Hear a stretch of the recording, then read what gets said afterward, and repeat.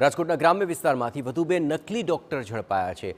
Social operation ગ્રુપે 2 bogus તબીબોને પકડી પાડ્યા છે।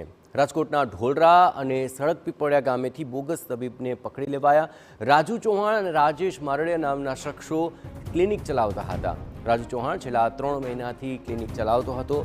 બોગસ તબીબ રાજેશ મારડિયાએ ધોરણ 10 સુધી જ અભ્યાસ કર્યો છે। ઇન્જેક્શન, દવાનો જથ્થો સહિતની વસ્તુઓ પણ કબજે કરી છે।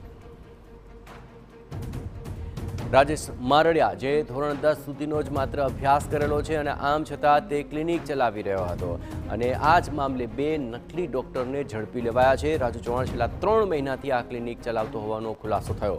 બોગસ તબીબ રાજેશ મારડિયાએ અહીં ક્લિનિક ચલાવવાની સાથોસાથ 3 મહિનાથી દર્દીઓના જીવ સાથે ચેડા કરતો હોવાનું સ્પષ્ટ થયું છે। ઇન્જેક્શન અને દવાનો જથ્થો પણ તેની પાસેથી જપ્ત કરાયો છે। રાજકોટના ગ્રામ્ય વિસ્તારમાંથી આ બંને નકલી તબીબ ઝડપી લેવામાં આવ્યા છે અને છેલ્લા 3 મહિનાથી તે દર્દીઓને તપાસતા પણ હતા।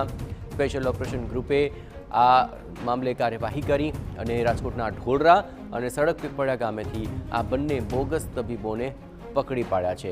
રાજુ ચૌહાણ અને રાજેશ મારડિયા આ બંને શખ્સો 3 મહિનાથી ક્લિનિક ચલાવી રહ્યા હતા અને તેમની પાસેથી દવા અને ઇન્જેક્શનનો જથ્થો પણ મળી આવ્યો છે। આ સમગ્ર મામલે કાર્યવાહી કરતા બંને બોગસ રીતે આ ક્લિનિક ચલાવતા હોવાની વિગતો સામે આવી છે। વધુ વિગતે વાત કરવા જોડાઈ રહ્યા છે ટીવી9 સંવાદદાતા રોનક મજીઠિયા। રોનક, કેટલા સમયથી તેમનું આ ક્લિનિક ચાલી રહ્યું હતું અને કેવી રીતે આ સમગ્ર મામલો સામે આવ્યો?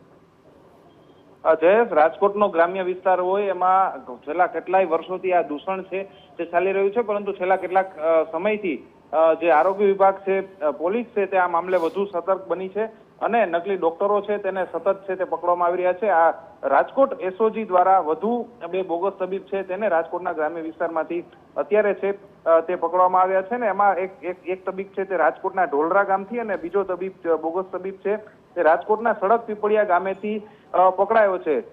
રાજુ ચૌહાણ અને રાજેશ મારડિયા આ બંને બોગસ તબીબના નામો છે।